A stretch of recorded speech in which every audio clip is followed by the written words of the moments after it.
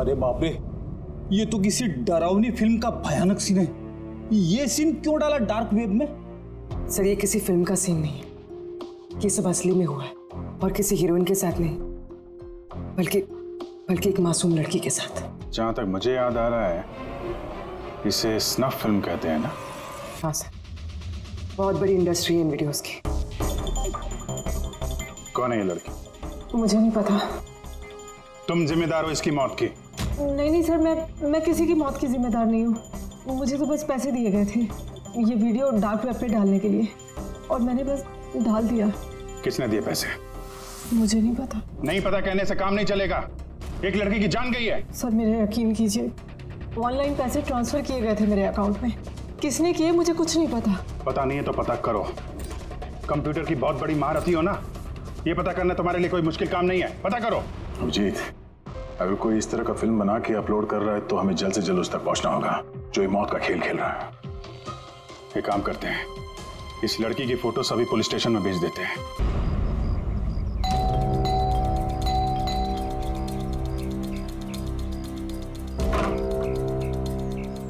जी कहिए, किससे मिलना है? ये रिया का घर है ना? हाँ, मैं उसका पापा। आइए। वो हम लोग सीआईडी से हैं। आपके लिए एक बुरी खबर है। आपकी बेटी रिया अब इस दुनिया में नहीं रही।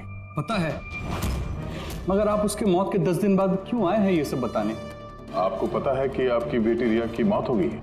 आप उस कार एक्सीडेंट की इन्वेस्टिगेशन के लिए आए हैं ना, तो आपको ये तो मालूम पड़ा होगा कि रिया का तो फ्यूनरल भी हो गया है। एक मिनट, आप किस कार एक्सीडेंट की बात कर रहे हैं? वही जिसमें हमारी रिया चल बसी है। शेयर टैक्सी में वो पुणे जा रही थी। नहीं, रिया की मौत कार एक्सीडेंट में नहीं हुआ है। ये क्या कह रहे हैं आप? एक मिनट, ये रिया है। हाँ, ये रिया ही है। एक्सीडेंट वाले दिन उसने यही कपड़े पहने थे। एक मिनट, सॉरी बाबू, लगता है कुछ कंफ्यूजन है। आप जरा बताइए कि आपकी बेटी रिया का कार एक्सीडेंट कैसे हुआ था? शेयर टैक्सी में वो पुणे जा रही थी, 7 और लोग भी थे उसके साथ। तो रास्ते में उसकी गाड़ी का बड़ा भयानक एक्सीडेंट हो गया। पूरी कार आग के लपटों में झुलस गई। मरने वालों के तो चेहरे तक पहचान में नहीं आ रहे थे। तो आप लोगों ने रिया को कैसे पहचाना? उसके सामान के जरिए बस हम उसे पहचान पाए। आपने ये नहीं बताया कि ये फोटो कब की है? वैसे हम लोगों को भी पता नहीं कि ये फोटो कब की है, पर पता चलते ही हम आप लोगों को बता देंगे। लगता है रिया का ये एक्सीडेंट सिर्फ एक दिखावा था, उसकी मौत की असली वजह को छुपाने के लिए।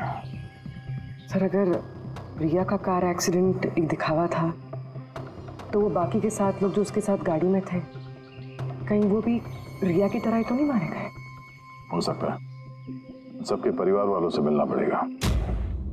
किस्मत अच्छी थी हमारी कि जो 7 लोग एक्सीडेंट में मारे गए थे उनमें से एक का अंतिम संस्कार नहीं हुआ था। देखते हैं डॉक्टर सालों के इस लाश से क्या सुराग निकाल पाते हैं। वैसे भी लाशें इतनी बुरी तरह से जल गई हैं कि चेहरा पहचान पाना मुश्किल है। तुम लोगों का शक एकदम सही था। ये लाश टोनी की नहीं। लग ही रहा था सर हमें, लेकिन ये कौन है कुछ पता चला? यार ये तो पता नहीं लगा है कि ये लाश है किसकी, लेकिन ये पता चला है कि इस आदमी को कैसे मारा गया। मैंने इसके बॉडी का स्कैन किया तो पता लगा कि इसके पेट में चाकू का बहुत गहरा घाव है। चाकू से? हाँ, चाकू का। और मुझे लगता है उस चाकू के वार की वजह से ही इसकी मौत हुई। मतलब चाकू से मारा किसी और को और उसे टोनी बता के एक्सीडेंट का हिस्सा बना दिया। ये गैंग आखिर करना क्या चाहता है? और इस आदमी की मौत 3 हफ्ते पहले ही हुई है। एक कार एक्सीडेंट हुआ 10 दिन पहले। वही तो, मतलब कार जब एक्सप्लोजन में जलाई गई उससे कहीं पहले इस आदमी की मौत हो चुकी। 3 हफ्ते से इसकी लाश संभाल के रखी थी ताकि इस भयानक खेल को अंजाम दिया जा सके। यार एक काम करते हैं, जहाँ पे एक्सीडेंट हुआ था वहीं पे चलते हैं, पता करते हैं एग्जैक्टली उस दिन हुआ क्या था। मैं तो मजे से कार चला रहा था सर, और रेडियो पे गाने सुन रहा था। तभी अचानक से मैं जोर का धमाका सुना। मैं तुरंत अपने कार से निकला और मैंने देखा कि मेरी सामने एक कार आग की लपटों में जल रही थी। मुझे समझ में नहीं आ रहा था कि मैं क्या करूं। तो ये कितने बजे की बात होगी? सर मुझे लगता है कुछ शाम के 5 बजे होंगे। है? ये कैसे हो सकता है? सर एक सेकंड सर, ये टोल नाके की फुटेज देखिए सर। यहाँ पे तो गाड़ी 3:30 बजे क्रॉस हुई थी, फिर ये जगह वहां से 20 किलोमीटर दूर ही है सर। तो 20 किलोमीटर का सफर तय करने में 1.5 घंटे तो नहीं लगने चाहिए। रास्ते में कोई ढाबा होटल भी नहीं है, कोई चाय वाय के लिए रुक जाए जहाँ पे? एग्जैक्टली। तो उस हिसाब से गाड़ी को यहाँ पे 4 बजे पहुँच जाना चाहिए था, मगर यहाँ पे एक्सीडेंट हुआ 5 बजे। इसका मतलब है ये जुर्म इस 1 घंटे में ही हुआ है। तो गाड़ी को उस समय कहीं ले जाया गया और उन सबको उतार के उसमें 7 लाशें रख दी गई। और उसके बाद गाड़ी को यहाँ पे लाके ब्लास्ट करवा दिया। सब प्लान था। सर लगता है इन सब लोगों को वहीं लेके गए हैं जहाँ पर रिया को लेके गए थे, वो स्नफ फिल्म बनाने के लिए। जगह जल्द से जल्द ढूंढनी होगी यार। कुलवी ने SMS भेजा तो किसी पेड़ की फोटो है। हाँ पूर्वी। सर ये पेड़ जिसकी फोटो भेजी है मैंने, इसे मोरिंगा ओलिफेरिया कहते हैं सर। हाँ सर ठीक ऐसा ही पेड़ रिया वाले फुटेज में भी है। ये देखिए सर, उस फुटेज का स्क्रीनशॉट भेज रही हूँ मैं। सर ये पेड़ महाराष्ट्र के 2 जंगलों में पाए जाते हैं। ये तो एग्जैक्टली वैसे ही पेड़ है, महाराष्ट्र के 2 जंगलों में। कौन कौन सी जंगलों में? सर एक जंगल है जो नासिक के पास है, और दूसरा जंगल एक्सीडेंट वाली जगह से सिर्फ 1 घंटे की दूरी पे है, और इस जंगल का नाम है प्रीफिक्स फॉरेस्ट। जरूर ये मौत का खेल इस प्रीफिक्स जंगल में ही हुआ है। प्रीफिक्स फॉरेस्ट तो काफी बड़ा जंगल है यार, मीलों तक फैला हुआ है। फॉरेस्ट ऑफिसर की मदद लेनी होगी।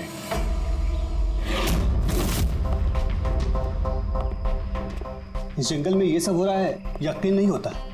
क्या आपकी इंफॉर्मेशन पक्की है ऑफिसर? पक्की नहीं होती तो यहाँ तक आते नहीं हम लोग। आप बताइए कुछ हाल फिलहाल में ऐसी कोई घटना आप लोगों ने कुछ सुनी हो, कुछ देखी हो, जंगल के अंदर कुछ हुआ हो? बिल्कुल नहीं, और अगर ऐसा कुछ होता तो हम जरूर उस पर ध्यान देते।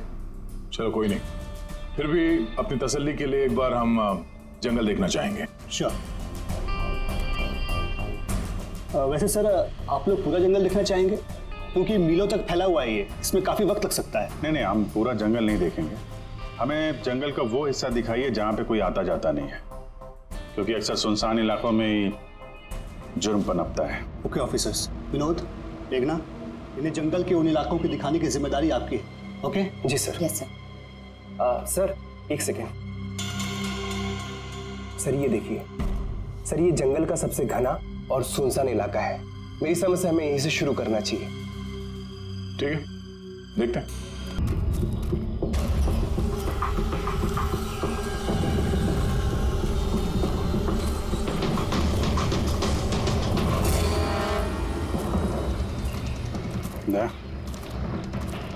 यहाँ पेड़ पे देखा,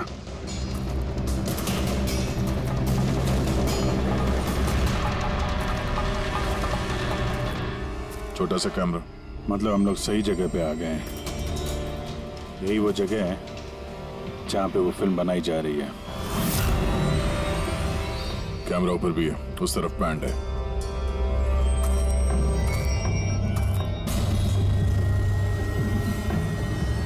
शायद इस कैमरे से कुछ पता चले उनके अड्डे के बारे में।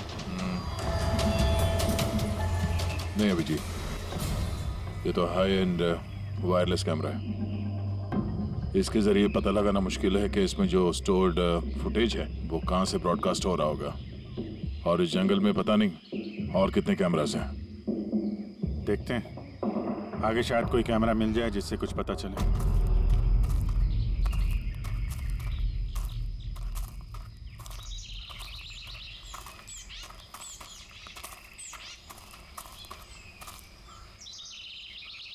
सर, सही निशान देखिए। मुझे लगता है हमसे पहले यहाँ कोई आया है। हम लोग सही डायरेक्शन में जा रहे हैं।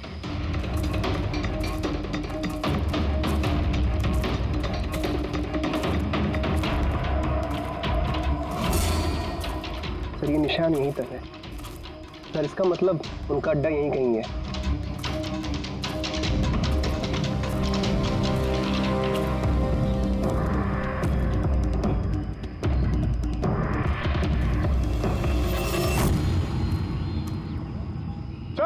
सर जल्दी आइए। एक मिनट सर,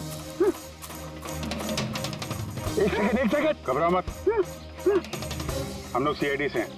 उठो उठो। सर आप लोग सीआईडी से, मुझे बचा लीजिए सर।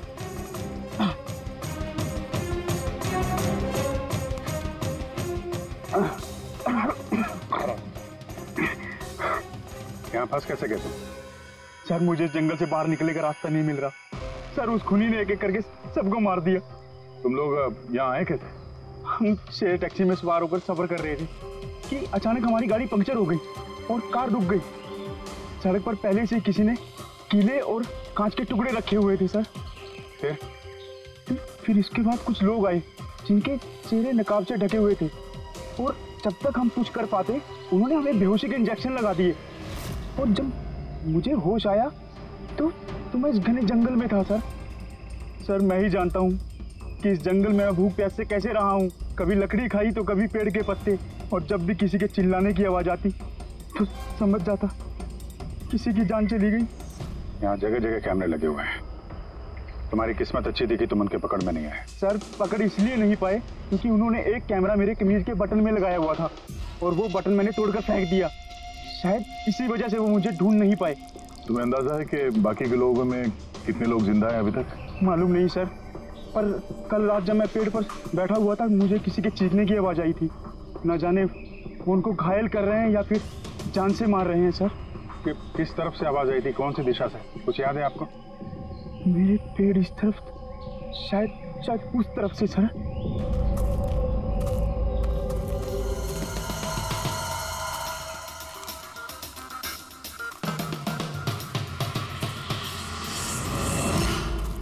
सर खून।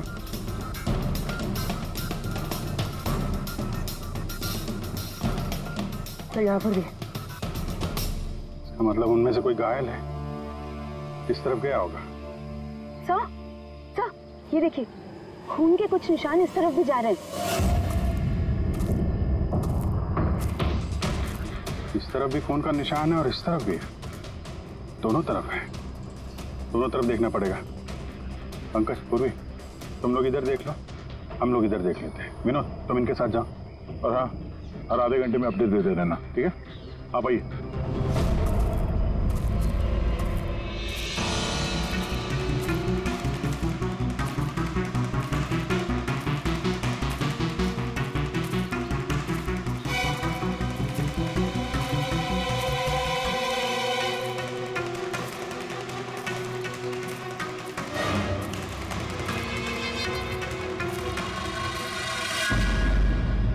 एक मिनट वो क्या है?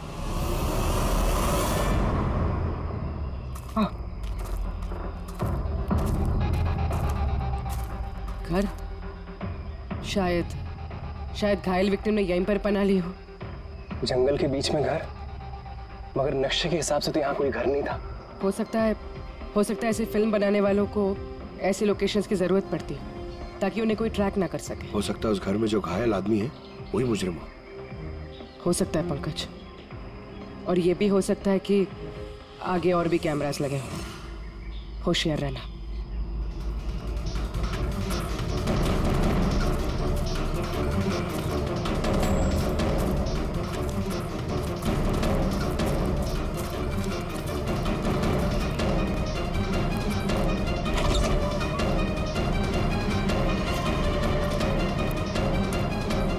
पंकज, टॉर्च।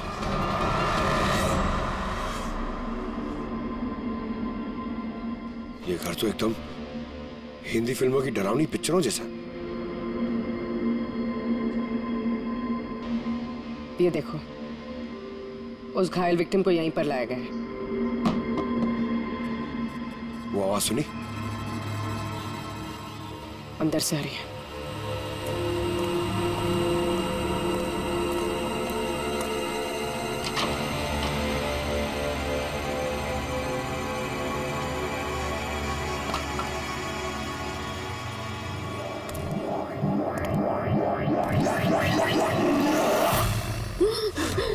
नहीं, छोड़ दो मुझे जाने।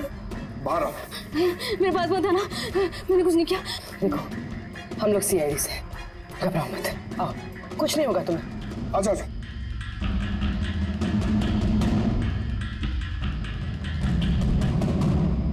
वो यहीं पे, वो यहीं पे। अरे पूर्वी, ये लाइट कहाँ से आ रही है? पंकज, मुझे कुछ दिखाई नहीं दे रहा। अरे पंकज सर, पूर्वी मैम, पंकज सर।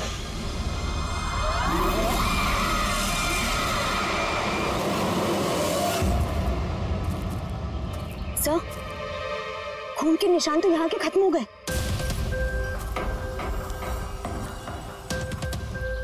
ऐसे कैसे हो सकता है?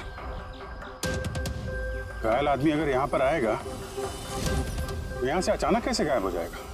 शायद वो मुजरिमों के हाथ लग गया यहाँ इस पॉइंट पे पहुंचने के बाद। हो सकता है। पता नहीं मोहित के अलावा और कोई है जिंदा कि नहीं। 1 घंटा हो गया तो पूर्वी और पंकज का कोई फोन कॉल नहीं है।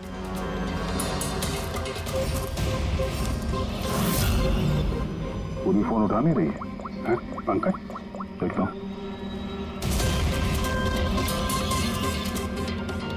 पंकज भी फोन नहीं उठा रहा है। अरे यार, किसी मुसीबत में नहीं है दोनों? चलो चल के देखते हैं। चलो। यहाँ पे खून इस तरफ गए थे।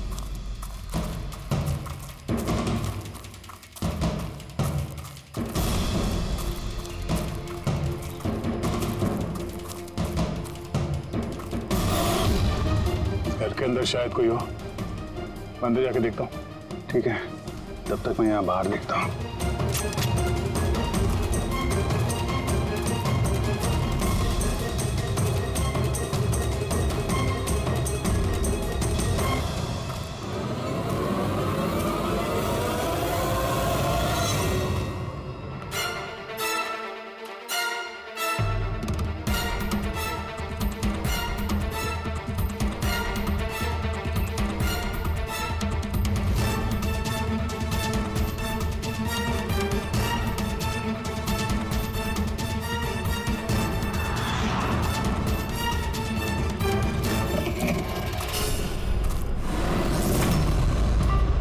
पंकज कब आए?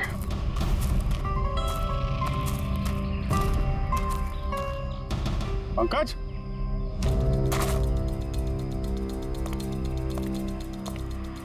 पंकज,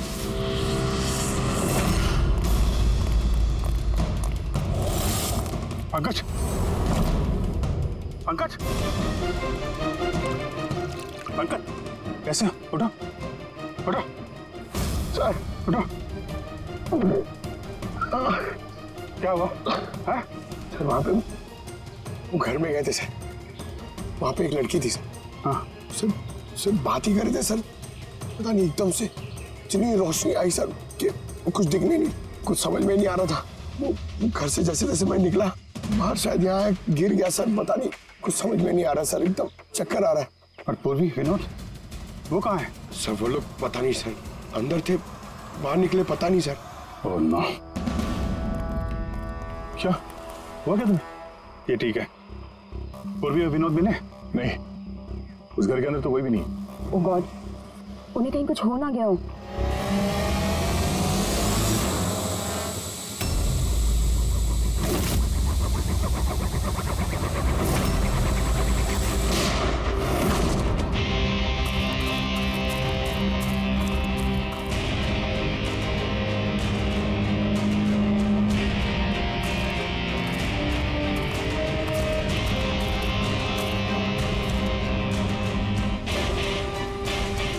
ये सब तो बड़ा मुश्किल होता जा रहा है। हमें वापस जाना होगा। चलो। क्या मतलब? देखो दया, हमें ये नहीं मालूम है कि अपराधियों की तादाद कितनी है, कितने कैमरे लगा रखे हैं यहाँ पे, कितने हथियार हैं उनके पास, ऊपर से हम पे हर वक्त नजर रखे हुए हैं। अभी फिलहाल हम उनसे मुकाबला करने की तैयारी में नहीं है। और पूर्वी, उसे यहाँ पे अकेला छोड़ के चले जाएंगे हम? यार दया देखो, पूर्वी उनके चंगुल में फंस चुकी है, हम उसको बचाने जाएंगे तो हम भी नहीं बच पाएंगे। अभिजीत क्या हो क्या गया तुम्हें? कुछ याद है सीआईडी में हमें पहले क्या सिखाया था? यही कि सबसे पहले अपने साथी को पीछे मत छोड़ना, चाहे वो जिंदा हो या मर चुका हो। अरे यार, हर लड़ाई रूल बुक के हिसाब से नहीं लड़ी जा सकती। हमें यह भी सिखाया गया था कि प्रेजेंस ऑफ माइंड का इस्तेमाल करना अलग अलग परिस्थितियों में। आई एम सॉरी, तुम्हारे इस थॉट से मैं एग्री नहीं करता। आई एम सॉरी, तुम्हें जाना है तुम जा सकते हो, बिना पूर्वी के मैं यहाँ इस जंगल से बाहर नहीं जाने वाला। जिद मत करो दया, हमें यह भी नहीं मालूम है कि पूर्वी जिंदा है कि नहीं।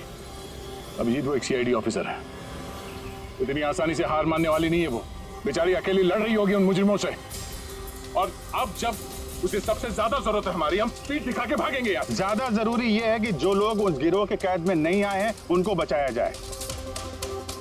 और तुम्हें पूर्वी की इतनी परवाह है, तुम जिद मत करो, मेरे साथ चलो, हम लोग अच्छी प्लानिंग बना के वापस आएंगे। चलो। इसे हो क्या गया? सर अभी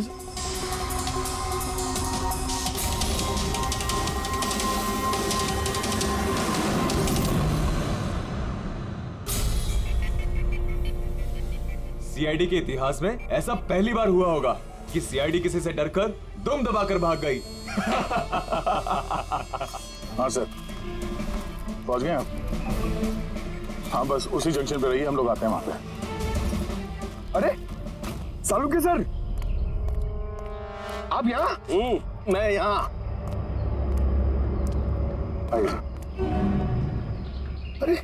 अरे तुम्हें क्या लगा हम लोग पूर्वी को ऐसे ही छोड़ देंगे जंगल में मरने के लिए? हैं? तो आपका और दया सर का झगड़ा झूठा था। जब अभिजीत ने वहां पे कैमरा देखा तो उसने मुझे इशारा किया। पता नहीं और कितने ड्रोन लगा रखे होंगे हम पे नजर रखने के लिए।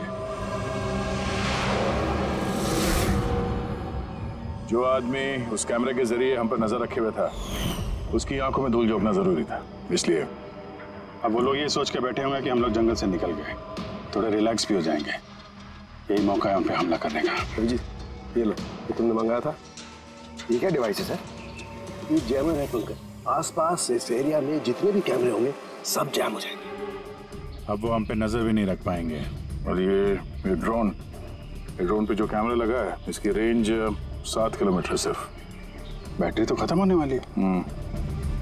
इसका मतलब अगर हम इसे नहीं पकड़ते तो ये वापस उनके अड्डे पे जाता बैटरी बदलने के लिए। जरा आईपैड निकालना, नक्शा निकालो उसमें।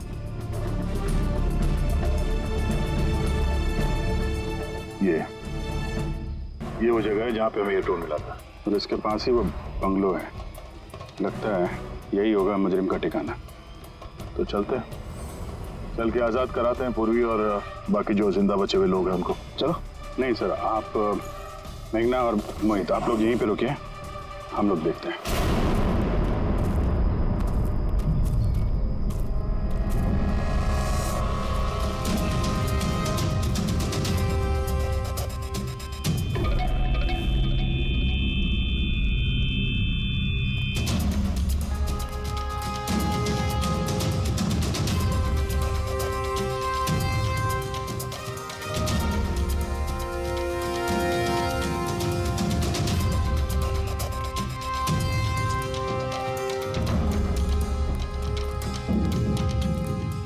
यार पूरा सिस्टम बंद कैसे हो गया? देख तक कुछ जैसे आवाजें आ रही हैं। कैसे हो सकता है पूरा सिस्टम?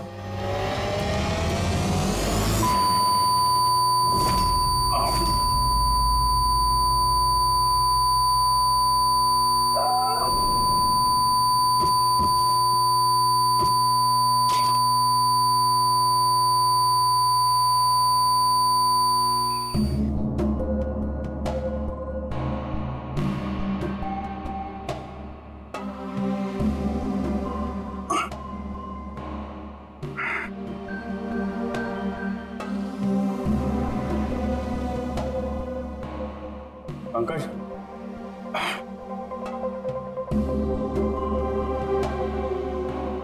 पंकज, हमारे स्वागत की पूरी तैयारी कर रखी थी इन लोगों ने। सर ये लोग अगर हमें मारना चाहते तो पहले ही मार देते। हमें हमें मारते हुए क्या ये फिल्म बनाना चाहते हैं?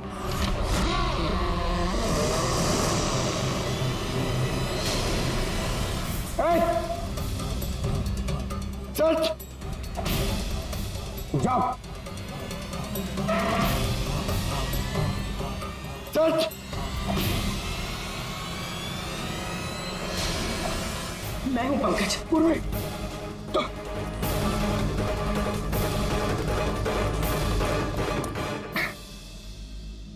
तुम ठीक हो? हाँ सर। वो लोग किधर हैं?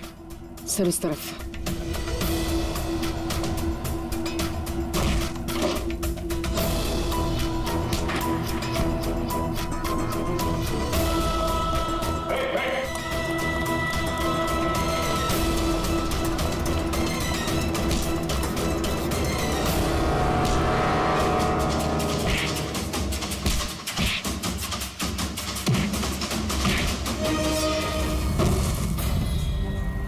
सर चल चल।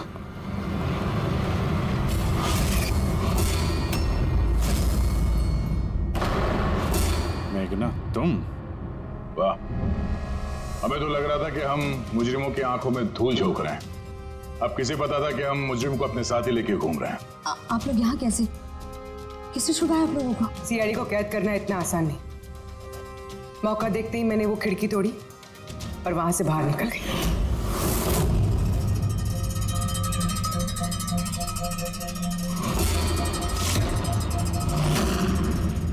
और उसके बाद मैंने उन्हीं लोगों का पीछा किया जिन लोगों को तुमने भेजा था मुझे ढूंढने के लिए। और फिर मैंने उस नकाबपोश आदमी को देखा और उसका भी पीछा किया।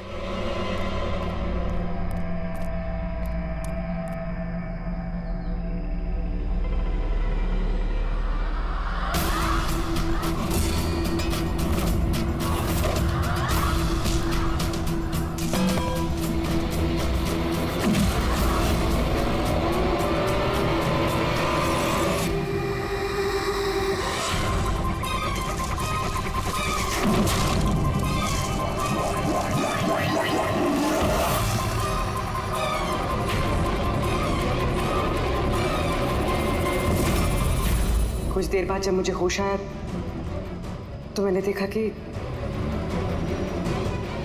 मगर इससे पहले कि मैं बाकी ऑफिसर्स तक पहुंच पाती, तुम्हारी उस सोनिक बूम वाली आवाज ने इन्हें बेहोश कर दिया था। वो तो मेरी किस्मत अच्छी थी कि मैं दूर थी और उस आवाज का मुझ पर कोई असर नहीं हुआ। और फिर मैंने सोचा कि क्यों ना उस नकाब को ही मैं अपना हथियार बना लूं। जिस बेरहमी से तुमने लोगों की जान ली है, तुम तो औरत कहलाने के लायक भी नहीं हो। अब ये बताओ तुमने ये सब किस लिए किया? ये सब मैंने पैसों के लिए किया है सर। जितने पैसे मुझे इस काम के लिए मिल रहे थे ना, उतना तो मुझे अपनी जॉब में 5 साल में भी नहीं मिलता। और वैसे भी क्या फर्क पड़ता है, रोज इतने लोग मरते हैं, अगर 2-4 और मर गए तो क्या हुआ? तुम्हें शायद मालूम नहीं है कि तुम कितनी बीमार हो। बाकी लोग कहाँ हैं जो तुम्हारे साथ में थे? मैंने किसी को कोई नुकसान नहीं पहुंचाया सर, इतनी भी बुरी नहीं हूं मैं। और वैसे भी मैंने कोई भी खून अपने हाथों से नहीं करा है। मुझे तो एक औरत ने करोड़पति बनने का ऑफर दिया था जो मैंने एक्सेप्ट कर लिया।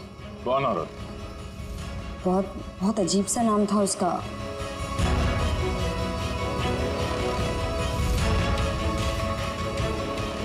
रूट।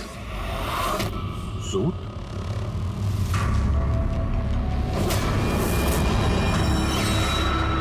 तो रूट है इस सबके पीछे मास्टरमाइंड। अब उसने ऐसा क्यों किया उसका जवाब तो अब वही देगी। तो जहां तक तुम्हारा सवाल है, कानून तुम्हें कड़ी से कड़ी सजा देगा।